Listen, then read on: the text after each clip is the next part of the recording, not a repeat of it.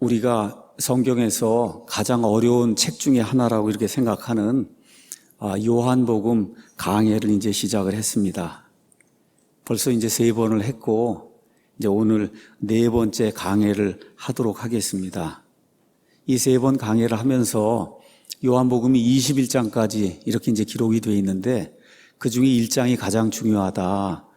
1장 중에서도 앞부분 이렇게 책이 있으면 책의 앞부분에 도입이 이루어지는 그런 부분이 있거든요.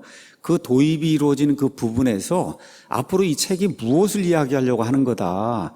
이거를 어떤 책이든 그렇게 이야기해 주는데 특별히 여기 요한복음은 1절에서 18절 이 도입 부분 안에서 하나님께서 요한복음 전체를 통해서 우리에게 이야기해 주시려고 하는 그 총 주제는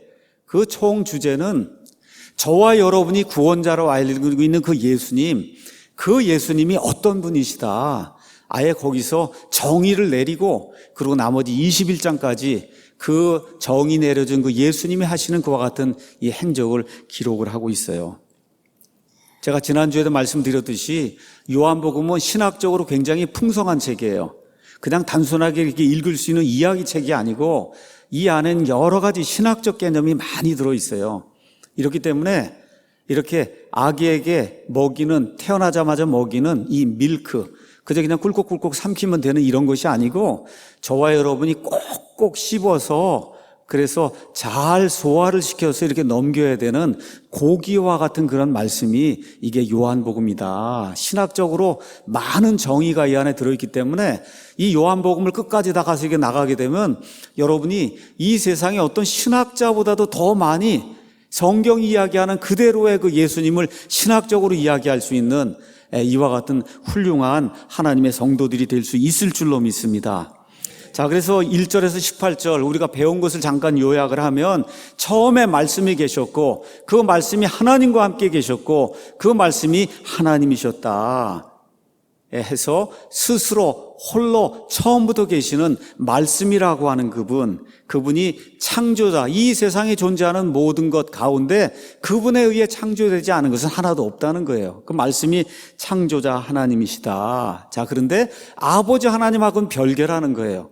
여기에서 삼위일체 하나님이 나오는 겁니다. 아버지 하나님하고 같이 계시며 영원 전부터 스스로 존재하시는 아버지 하나님하고 다른 분이에요. 다른 분. 그럼에도 불구하고 동일하게 아버지 하나님과 동일하게 모든 것을 소유하고 계신 그 아들 하나님, 말씀 하나님, 창조자 하나님, 이분이 바로 예수님이시다. 그 예수님이 어떤 일을 하셨냐? 온 세상 우주 공간에 이 빛이라고 하는 게 있는데 이 모든 빛의 근원이 되시는 참빛이다. 우리 예수님이 그렇게 이제 정의가 내려져 있고 그 예수님은 이 땅에 들어오는 모든 사람에게 자신을 알려주는 빛을 비춰주신다고 이야기를 했어요. 다시 말해 아프리카에 사는 식인종이든 이 세상에 가장 선진 문명을 지금 가지고 있다는 미국 사람이든 어떤 사람이든지 하나님 앞에서 변명할 수 없도록 하나님을 알 수 있는 그런 빛을 이 예수님께서 모든 사람들에게 허락해 주신다. 근데 문제가 발생한다는 거예요. 어떤 문제가 있냐? 대다수 사람들이 그 빛을 보고도 그 빛을 사랑하지 않고 인정하지 않고 무시하는 그런 일이 발생을 해왔다는 겁니다. 그런데 그 많은 사람들 가운데 그 빛에 반응하며 하나님 아버지께서 이 땅에 보내주신 그 말씀을 마음속으로 영접을 해서 하나님의 아들들이 되는 그와 같은 파워를 갖는 이런 사람들이 있는데 이 사람들은 사람의 힘으로 다시 태어나는 것이 아니라 하나님을 통해서 하나님의 말씀으로 다시 태어나는 하나님의 본성에 참여하는 자들이다라고 성경이 우리에게 이야기해 주고 있습니다. 그렇게 이야기하면서 예수님을 소개하는데 이 예수님, 말씀이신 그분은 어떤 분이냐? 하나님의 독생자다. 아버지 하나님의 독생자다. 아버지 하나님과 유일하게 관계를 맺은 그와 같은 아들로서 은혜와 진리가 그분 안에 충만하다. 제가 지난주에 말씀드렸듯이 이렇게 병이고 있으면 꽉 차면 충만한 거예요. 더 끝나는 거예요. 더 부어도 안 들어가는 거예요. 은혜를 이야기할 때 예수님보다 더 충만한 은혜를 가진 존재가 없다는 거예요. 진리를 이야기할 때 거기다 예수님이 가진 진리 이상을 더할 수 있는 그와 같은 진리가 없다는 겁니다. 이와 같은 예수님을 요한복음의 기자 사도 요한이 저와 여러분에게 1절에서 14절을 통해서 이제 말씀을 해줬습니다. 오늘은 그 이후에 나오는 말씀 15절부터 특별히 31절까지 나오는 그런 말씀을 여러분과 함께 이렇게 나누는 시간을 좀 갖도록 하겠습니다. 오늘은 먼저 침례자 요한, 이 말씀을 기록한 사람은 사도 요한이고 사도 요한 전에 나타난 사람이 있어요. 그 사람은 침례자 요한입니다. 침례자 요한. 침례자 요한은 예수님이 이 땅에 오셔서 공생의 사역을 할 때 꼭 필요한 증인이라고 성경이 이야기하고 있습니다. 그래서 사도 요한이 여기 7절 가서 보니까 뭐라고 기록하고 있냐. 6절에 하나님께서 보내신 사람이 있었는데 그의 이름은 요한이다. 자기가 아닙니다. 침례자 요한이에요. 바로 그가 증언하러 왔다. 증언.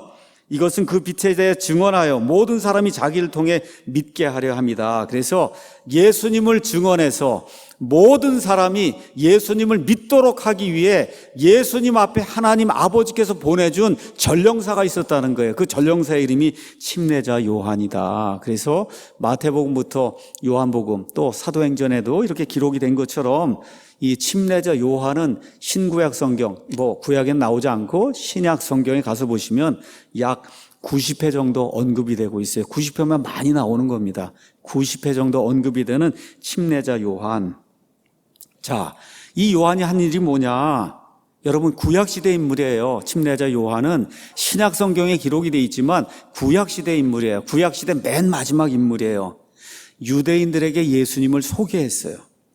유대인들에게 예수님을 소개하고 예수님이 바로 구약시대 우리 조상들이 이사야서를 통해서 예레미야서를 통해서 아모스를 통해서 말라기를 통해서 스가랴서를 통해서 지금까지 하나님께서 말씀해 주신 이 땅에 오게 될 그 메시아, 바로 그 메시아가 바로 여기 앞에 오시게 될 바로 그 예수님이니까 우리 유대 민족들이 그분을 맞아들여야 된다. 여기 31절 가서 보니까 내가 그분을 알지 못하였으나 그분이 이스라엘에게 드러나야 하기 때문에 그래서 내가 와서 물로 침례를 준다. 내가 왜 침례를 주냐? 예수님을 이스라엘 백성에게 드러내기 위해서 내가 이 물로 회개의 침례를 준다. 지금 그렇게 이야기하고 있습니다. 예수님이 이 침례자 요한의 위대함에 대해서 뭐라고 말씀하셨냐?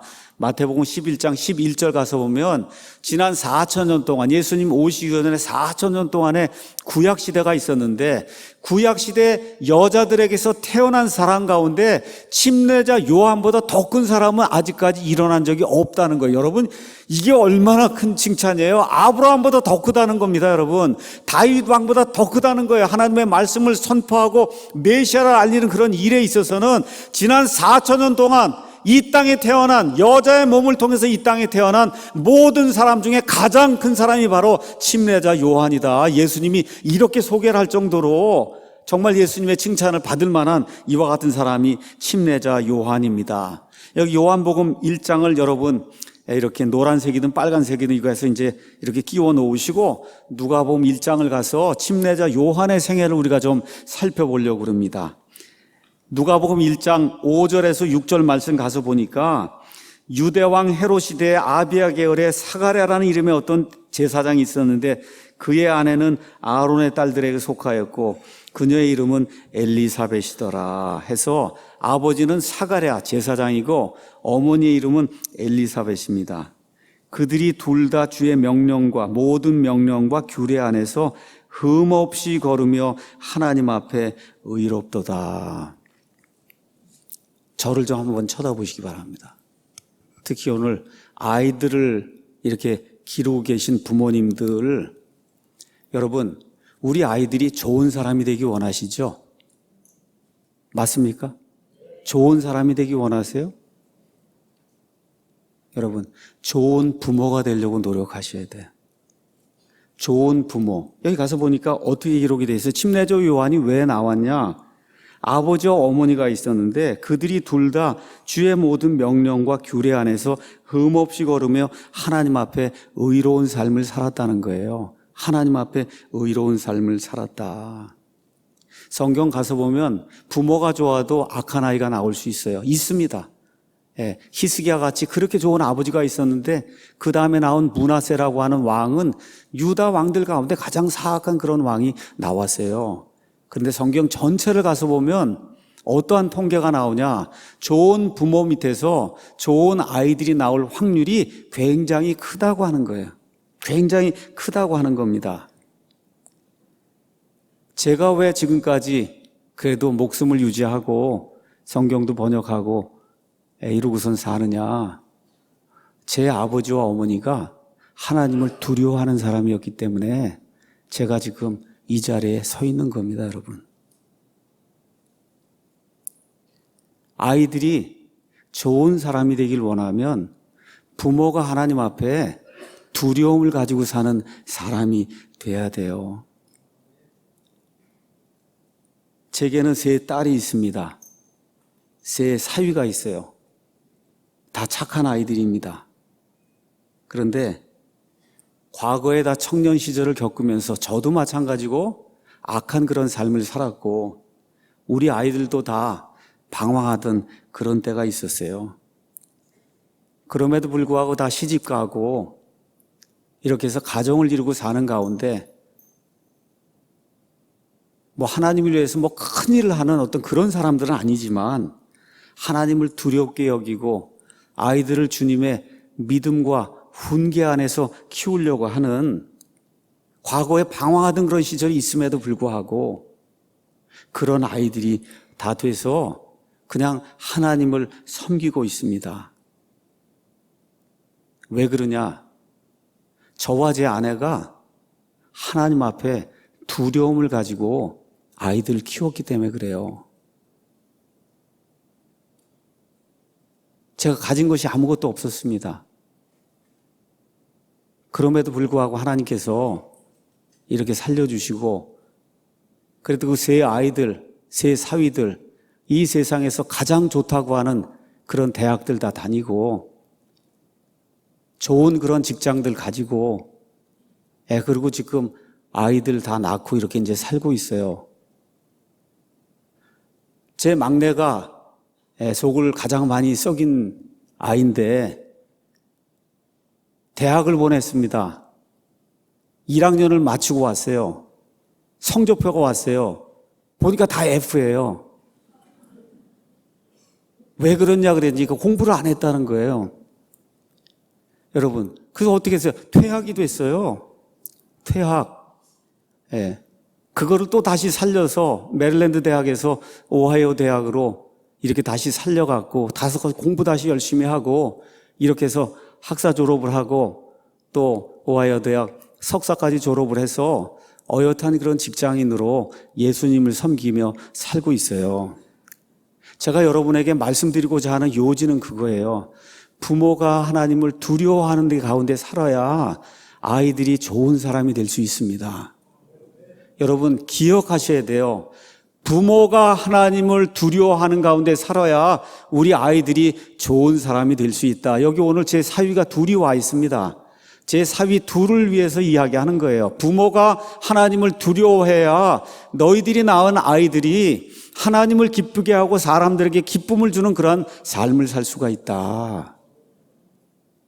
오늘 아침엔 이 레슨을 먼저 여러분에게 드리면서 강해를 좀 하려고 합니다.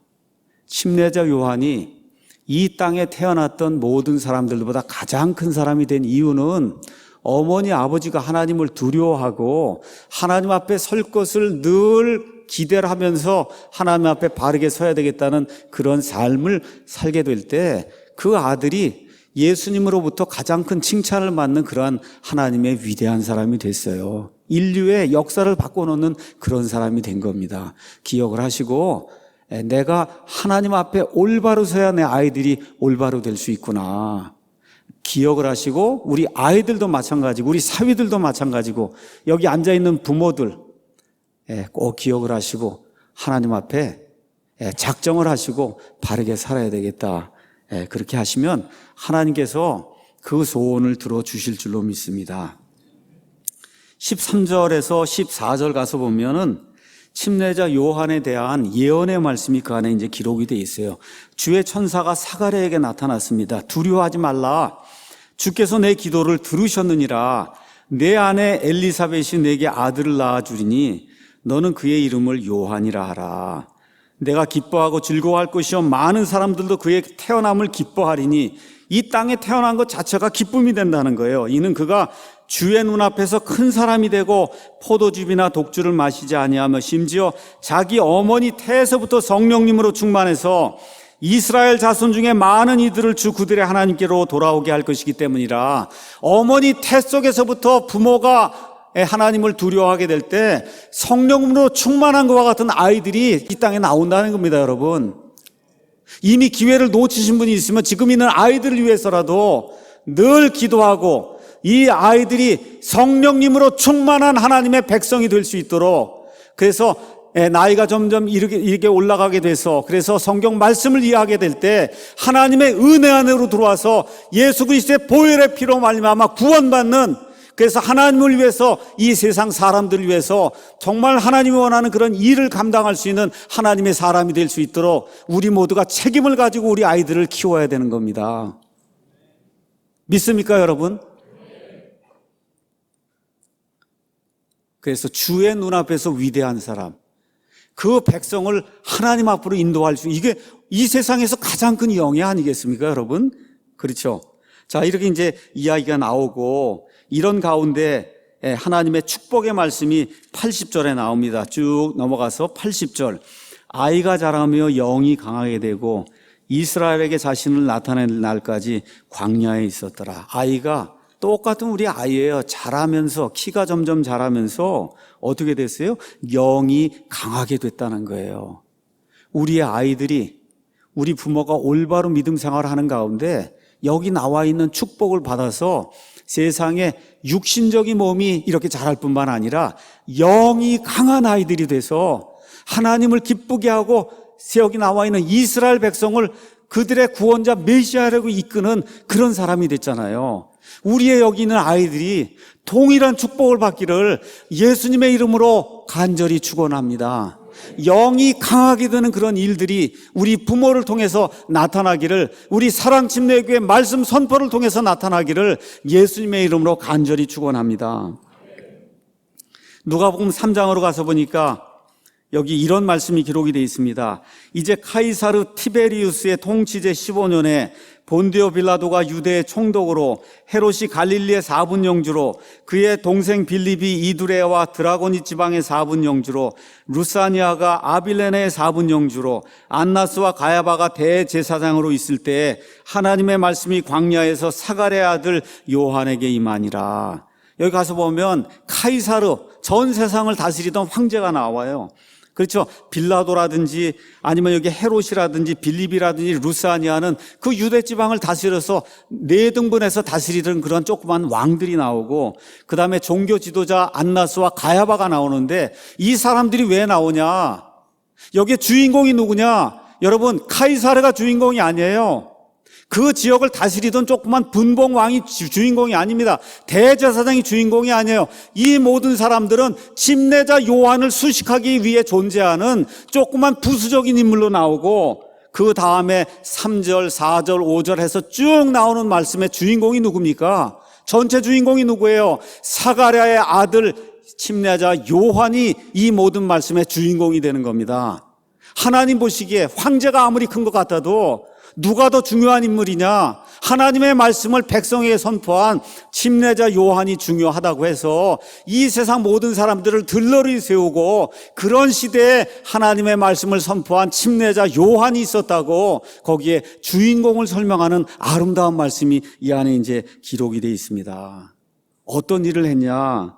3절에 그가 요르단 부근의 온 지역으로 가서 죄들의 사면을 얻게 하는 회개의 침례를 선포했다. 회개해야 한다. 하나님의 왕국이 가까이 왔다는 겁니다, 여러분. 회개해야 하는 겁니다, 여러분. 하나님의 왕국이 가까이 왔어요. 이건 예수님 초림할 때 이루어진 일이고, 여러분 예수님 재림하시는 것을 믿으십니까, 여러분? 회개해야 되는 겁니다. 이미 구원받았어도 회개해야 되는 거예요. 그렇게 해서 하나님의 왕국이 임하게 될 때, 예수님의 재림이 있게 될 때 흠없이 주님 앞에 가서 서려고 하는 저와 여러분이 돼야 되는 겁니다. 그래서 회개의 이 침례를 선포하고 무엇라고 얘기했냐? 8절에 그러므로 회개에 합당한 열매를 맺어야 된다. 입으로만 기도로만 회개하는 게 소용이 없는 거예요. 우리의 이 회개로 말미암아 우리의 합당한 열매가 우리 가운데서 나타나야 그래야 하나님이 기뻐하는 일이 생긴다는 겁니다. 이 대한민국이 왜 지금 이렇게 붉은 세력들에 의해 이렇게 어려움을 당하고 있냐? 우리 믿는 사람들이 회개에 합당한 열매를 맺지 못하고 입으로는 구원받았다고 하는데 하나님이 주신 자유와 인권과 이런 모든 가치가 성경에서 나왔다는 사실을 잊어버리고 사회주의 공산주의를 추구하는 이런 사람들에게 맹목적으로 끌려가기 때문에 그래서 지금 이 나라가 이렇게 어려움을 당하고 있는 겁니다. 여러분, 회개에 합당한 열매, 이 성경 말씀을 읽었으면 이 성경의 주인공이 되시는 하나님이 우리 인간에게 무엇을 요구하시는가, 이거를 저와 여러분이 기억을 해야 되는 겁니다. 어제 저는 유명한 사람의 유명한 연설을 들었어요. 마르틴 루터가 한 이야기가 뭐냐? 하나님은 정치 영역을 포함해서 인간의 모든 영역에 주권을 행사하는 분이시다. 맞습니까, 여러분? 정치 영역에서도 하나님의 주권이 이루어진다는 사실을 저와 여러분이 기억을 해야 되는 겁니다. 얼마나 경건하게 이 사람이 하나님의 말씀을 선포하고 하나님을 대변했는지, 여기 가서 보니까 15절에 백성이 기대하고 있었으므로, 뭘 기대하고 있었냐? 메시아가 오는 거를 너무너무 세상에 어디로 힘든 거예요. 메시아가 빨리 왔으면 좋겠다 기대하고 있었으므로 모든 사람이 가만 보니까 저렇게 훌륭한 사람이 어디 있느냐. 그래서 뭐라 그런 거예요? 요한에게 당신이 오실 그 그리스도입니까? 여러분, 이게 얼마나 멋있는 말이에요. 그렇잖아요. 얼마나 멋있는 말이에요.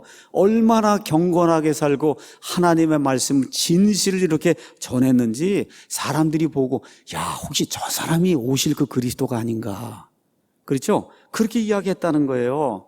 나중에 하나님의 진실을, 하나님의 법의 공의를 이 헤롯 안디바라고는 왕에게 가서 직접 선포하다가 결국은 목이 베어서 죽임을 당하는 그와 같은 일이 생겼어요.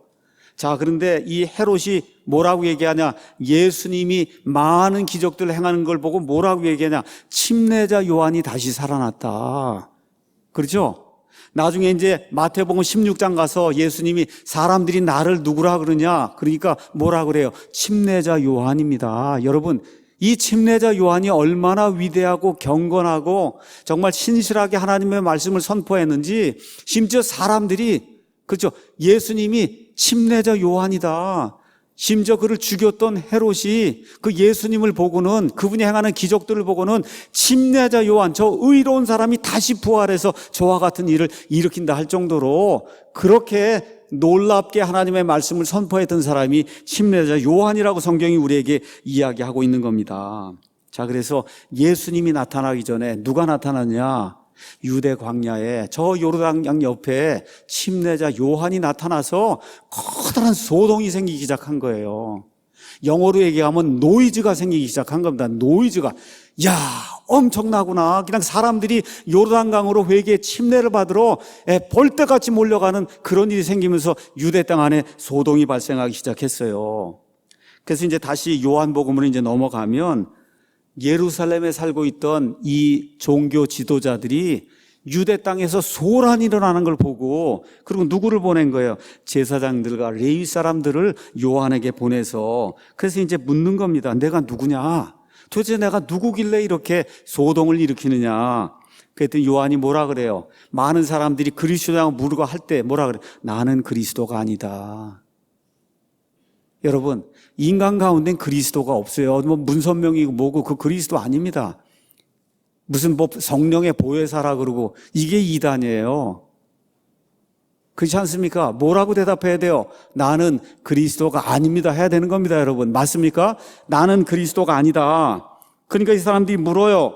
그러면 내가 엘리야냐? 말라기 4장 맨 끝에 가면 맨 마지막에 하나님께서 자신의 백성에게 모세와 엘리야를 다시 보낸다고 했는데, 그러면 내가 엘리야냐? 하고 다니는 그런 모습을 보니까 엘리야하고 똑같이 생긴 거예요.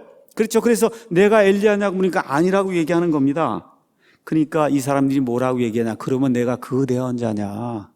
그 대언전 신명기 18장 15절, 그 다음에 18절에 모세가 앞날을 내다보고 하나님께서 나와 같은 대언자 하나를 너희를 위해 일으키실 터인데 너희 유대인들은 그의 말에 순종을 해야 된다고, 예수님 나타나기 1500년 전에 모세가 예언을 했던 그 대언자가 있으니까 그걸 기억하고 내가 그 대언자냐? 그렇게 이제 묻는 거예요.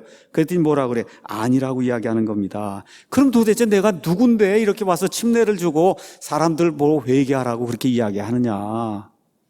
침례자 요한이 자기의 정체를 이야기하는 거예요. 나는 대언자 이사야가 말한 것 같이 주의 길을 곧게 해라. 주님이 지금 가셔야, 주님이 이제 나타나셔야 돼요. 나타나는 메시아로 나타나셔야 되는데 길이 왜곡이 돼 있어요. 사람들의 마음이 다 비뚤어져 있어요. 이 사람들의 마음을 아버지 하나님께로 돌려서, 그래서 메시아가 나타나실 때 그 길이 곧바로 돼서 백성들이 예수님을 맞이할 수 있도록 광야에서 외치는 자의 소리라고 자기 자신을 이사야서 40장에 나오는 그 말씀을 인용해서 나는 바로 그 사람이다. 그렇죠. 지금부터 700년 전에 대언자 이사야가 하나님의 영의 감동을 받아서 이사야서 40장에서 언급하며 예언했던 바로 그 사람이 바로 나다. 그렇게 이제 이야기하는 내용이 그 안에 이제 기록이 돼 있는 거예요. 그랬더니 이 사람들이 내가 그 대언자도 아니고 엘리야도 아닌데 도대체 왜 침례를 주느냐. 자, 그러면 어떤 침례를 줬냐. 요한이 뭐라 그래요? 요한이 26절에 나는 물침례를 주는 사람이다. 물로 침례를 줘서 회개했다고 하는 그런 증표를 나타내기 위해서 물로 침례를 주는 사람인데 앞으로 내가 소개할 분이 온다. 그분은 어떤 침례를 주냐? 불로 침례를 주시고 또 어떻게? 성령님으로 침례를 주셔서, 그래서 누가복음 3장 16절 17절에 나와 있는 것처럼 불로 침례를 주는 것은 예수님 안에 들어가지 못하고 자기 마음대로 자기의 정욕을 따라 마귀의 길을 쫓아가는 모든 사람들은 지옥 불 속에 완전히 집어넣는 이와 같은 불침례를 행하는 이런 분이시고, 자신의 알곡 옳습니다 예수 그리스도시여 당신의 말씀이 옳습니다 하고 예수님 앞에 납작 엎드려서 예수님을 받아들이는 그 사람은 하나님의 알곡으로 하나님의 창고에 집어넣어서 성령님으로 다시 태어나는 이 축복을 받는 이 성령 침례를 받게 하는 이런 분이 앞으로 이제 오신다고 이야기를 하고 있는 거예요. 다시 말씀드려, 앞으로 한 분이 오시는데, 내 뒤에 바로 한 분이 오시는데 이분은 어떤 분이냐? 저와 여러분의 영원한 운명을 결정하는 분이라는 겁니다. 예수님이 불 속으로 집어넣으시면 영원 무궁토록 불침례를 받는 것이고, 예수님이 자신의 알곡 창고에 저와 여러분을 집어넣으시면 성령님으로 다시 태어나서 하나님의 아들들이 되고 하나님의 본성에 참여하는 놀라운 존재가 된다는 바로 그분을 내가 증언하기 위해서 이 땅에 왔다. 지금 그렇게 이야기하고 있는 겁니다. 여러분, 불침례 받으면 좋은 게 아니에요. 뜨거운 게 아닙니다, 여러분. 이게 아니에요. 어떤 거예요? 지옥불 속에 들어가는 겁니다, 여러분. 지옥불 속에 들어가는 거예요. 우리 예수님은 왜 오셨냐? 불침례 받아 지옥불 속에 들어갈 수밖에 없는 그 사람들을 구원해서 성령님의 능력으로 말미암아 다시 한번 태어나게 해서 자신의 알곡으로 하나님의 백성이 될 수 있도록 그렇게 만들어주기 위해서 오시는 바로 그분. 오늘 아침에 제가 여러분에게 묻습니다. 알곡을 삼아서 자신의 곡식 창고에 넣어주시는 그분, 그 예수 그리스도를 여러분 영접하신 적이 있으십니까? 오직 그분만이 나의 유일한 구원자시다 하는 그 영접한 날이, 내 날짜는 모르지만 그 영접한 사실이 있습니까, 여러분? 자, 이렇게 이제 하면서 요한이 구체적으로 예수님이 이런 분이시라고 15절부터 17절에 이제 증언을 하는 내용이 그 안에 기록이 돼 있어요. 요한이 그분에 대해 증언하며 외쳐 이르되, 내가 뭐라고 얘기했는지 한번 생각을 해봐라. 내 뒤에 오시는 분이 나보다 앞서셨다는 거예요. 왜 그러냐?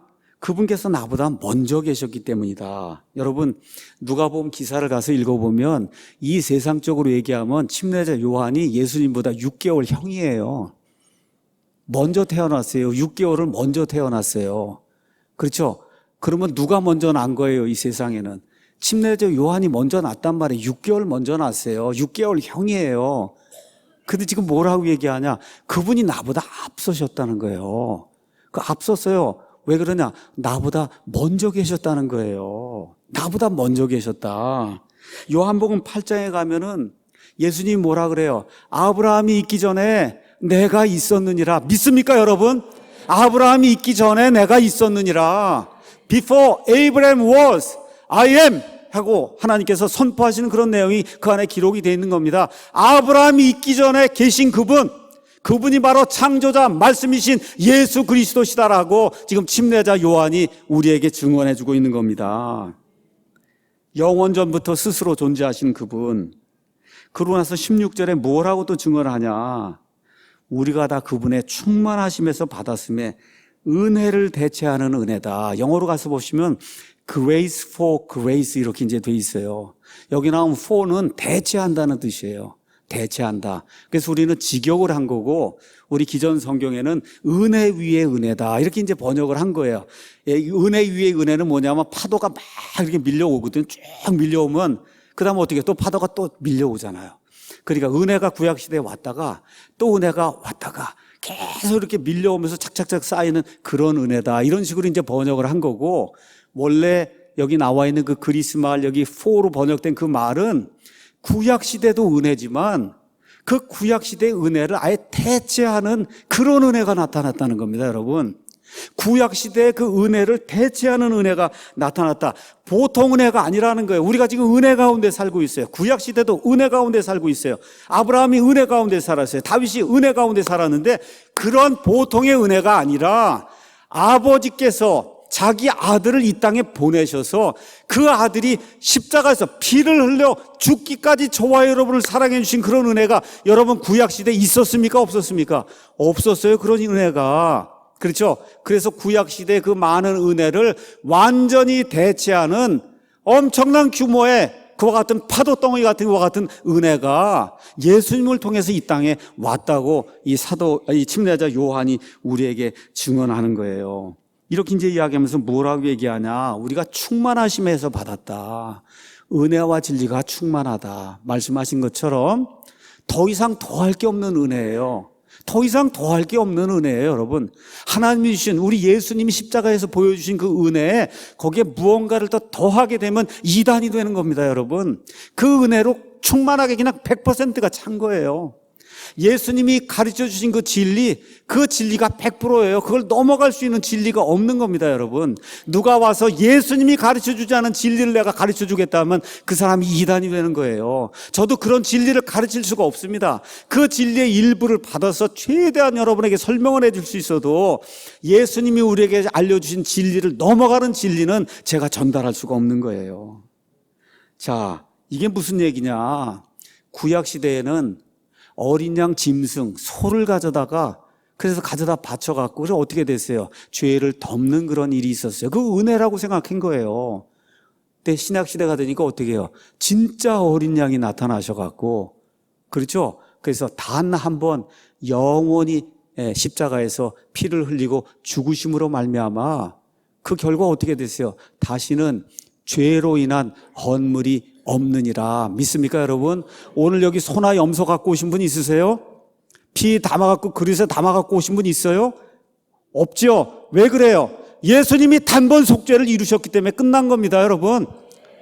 완전하게 모든 희생 예물을 드리시고 지금 하나님 왕좌 오른편에 앉아 계시는 거예요. 왜 그래요? 일이 끝난 겁니다, 여러분. 끝났어요. 구약시대 제사장들은 설 수가 없었어요. 앉을 수가 없었어요. 계속 서서 하나님 앞에 헌물을 드렸어요. 일이 끝나지 않았기 때문에 이 신약시대의 대제사장 우리 예수님은 모든 일을 단 한 번에 영원 무궁토로 끝내시고 하나님 왕좌 오른편에 앉아 계시는 분입니다. 왜 그래요? 일이 끝난 거예요. 이래서 은혜를 대체하는 그런 은혜가 이루어지게 된 겁니다. 17절에는 신약과 구약이 얼마나 큰 차이가 있느냐. 이는 율법은 모세를 통해 주셨을 때 은혜와 진리는 예수 그리스도를 통해 왔기 때문이다.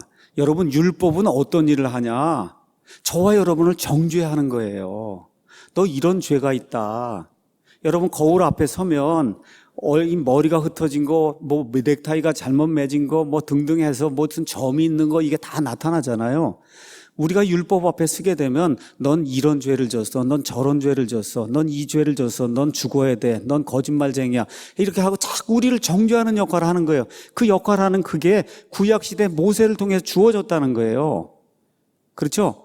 근데 지금 신약시대에는 은혜, 이런 정죄받을 이와 같은 죄인, 율법이 그걸 보여주는데 율법은 그걸 고칠 능력이 없는 겁니다.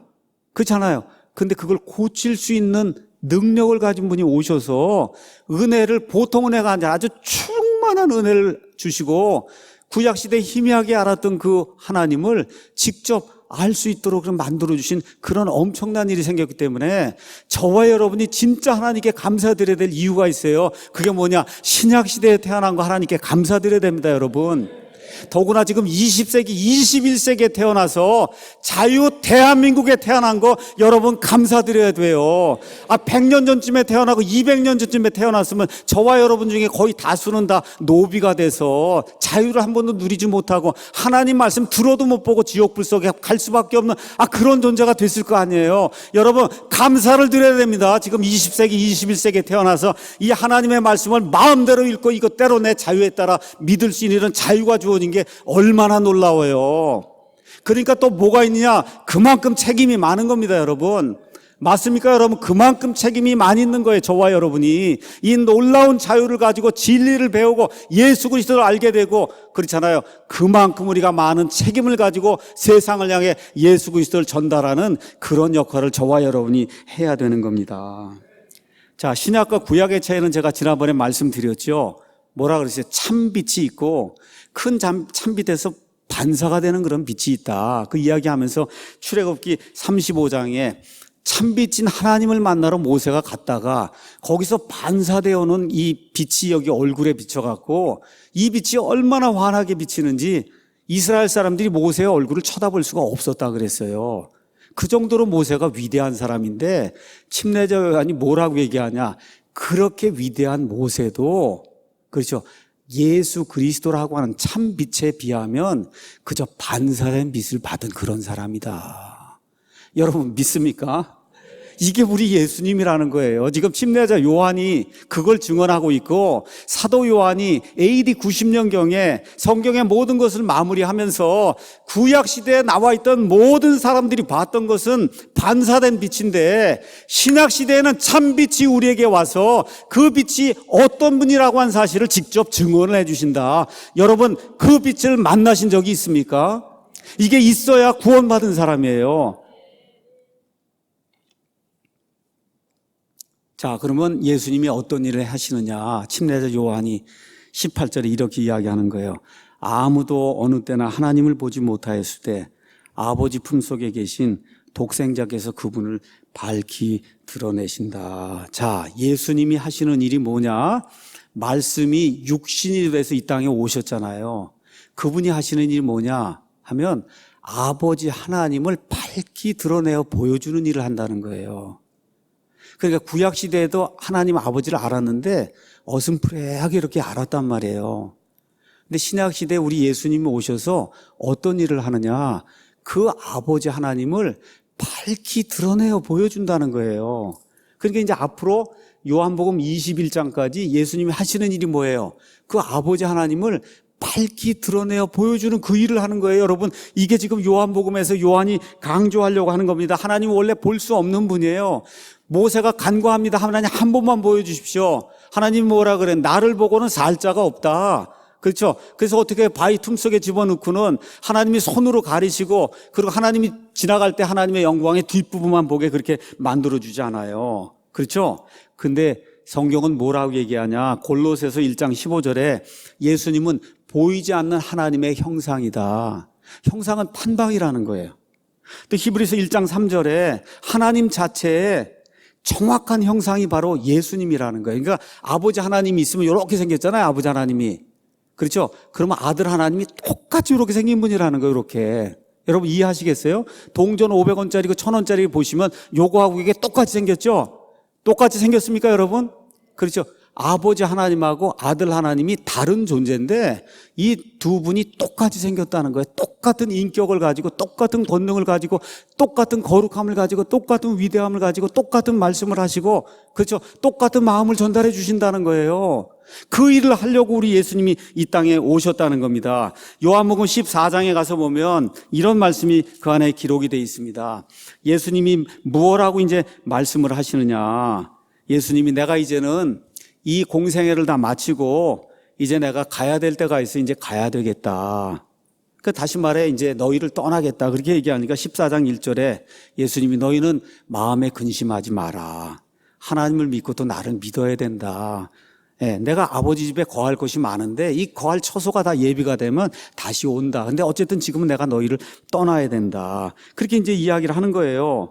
그러면서 예수님이 뭐라고 얘기하냐. 내가 어디로 가는지 너희가 알고 또 길을, 내가 가는 그 길을 너희가 안다. 그렇게 얘기했더니 도마가 뭐라고 대답하느냐 하면 주여 주께로 어디로 가시는지 우리가 알지 못하는데 그 길을 우리가 어떻게 알 수 있겠습니까?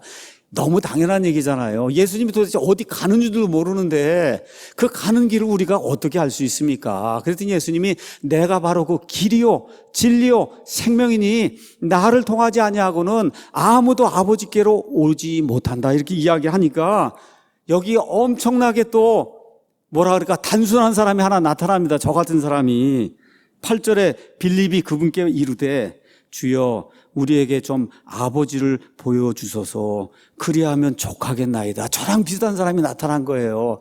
아버지한테 간다고 하니까 아버지를 한 번만 좀 보여주시면 안 되겠습니까? 그때 예수님이 전곡을 찌르는 말씀을 하는 거예요. 빌립아, 내가 이렇게 오랫동안 얼마 동안 3년 반 동안 너희와 함께 있었는데 내가 아직도 나를 알지 못하느냐.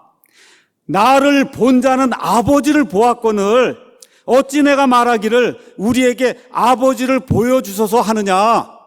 이게 지금 요한복음이 보여주려고 하는 거예요. 나를 본 자는 아버지를 봤다는 겁니다, 여러분.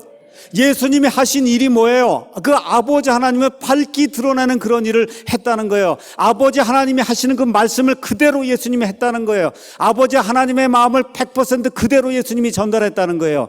아버지의 권능을 그대로 전달했습니다. 아버지의 위대하심을 그대로 전달했어요. 다시 말씀드려, 여기 마태복음, 마가복음, 누가복음, 요한복음에 기록된 그 예수님이 하신 말씀 안에 들어있는 그 하나님, 그 하나님만 진짜 하나님이고 이걸 벗어나서 계시를 받았다 뭐 했다 하는 그런 하나님은 다 가짜라고 성경이 우리에게 이야기해 주고 있는 겁니다. 여러분, 뭐만 믿으셔야 돼요? 성경 말씀만 믿으셔야 돼요. 뭐 어떤 하나님만 믿으셔야 돼요? 예수님이 증언하신 그 하나님 아버지만 믿으셔야 저와 여러분이 하나님의 아들, 딸이 될 수 있는 겁니다. 그 예수님이 그 일을 증언하러 이 땅에 오셨다는 거예요. 그래서 사복음서에 기록된 그 예수님, 바로 그 예수님이 하나님의 아들이시고 그 하나님의 아들 그분이 아버지 품속에 계신 그 독생자께서, 여러분 아버지를 직접 본 사람이, 본 존재가 누구밖에 없어요. 아버지를 직접 본 사람이 누구밖에 없어요. 아들뿐이 없잖아요. 맞습니까? 그 아들이 이 땅에 와서 아버지가 이런 존재라고 얘기하는 그 아버지만 진짜 하나님이라는 겁니다, 여러분. 그래서 예수님이 뭐라고 그래요? 요한복음 10장 30절에 나와 아버지는 하나이니라 이야기하는 겁니다, 여러분. 믿습니까, 여러분? 나와 아버지는 하나다. 인격체는 다르지만 나와 아버지는 생각하는 거, 말하는 거, 능력을 베푸는 거, 위대함, 거룩함, 모든 측면에서 나와 아버지는 하나다. 스스로 존재해요, 아버지가. 아들도 스스로 존재하는 겁니다. 영원 전부터 존재해요. 예, 이 아들 하나님도 영원 전부터 존재하는 그런 분이라고 이야기하는 거예요. 그래서 이 세상에 존재하는 모든 이단을 싹 제거해버리는 이와 같은 말씀을 예수님이 해주시는 거예요. 성경에 기록된 그분만, 그 하나님만, 예수님이 말씀해 주신 그 하나님만 진짜 하나님이다. 자, 18절 가서 보면 뭐라고 이제 기록이 되어 있냐. 아무도 어느 때나 하나님을 보지 못하였을 때 아버지 품속에 계신 독생자께서 그분을 밝히 드러내셨다. 독생자 제가 알려드렸죠. only begotten son. 아버지 하나님과 유일하게 관계를 맺은 아들. 저와 여러분도 아들인데 우리는 입양이 된 아들이란 말이에요. 그렇죠? 그래서 아버지 품속에 유일하게 관계를 맺은 아들은 몇 명입니까? 한 명뿐이 없어요. 아버지 품속에 계시면서 유일하게 아버지와 대화를 나누고 사랑을 나누고 계획을 나누고, 그렇죠?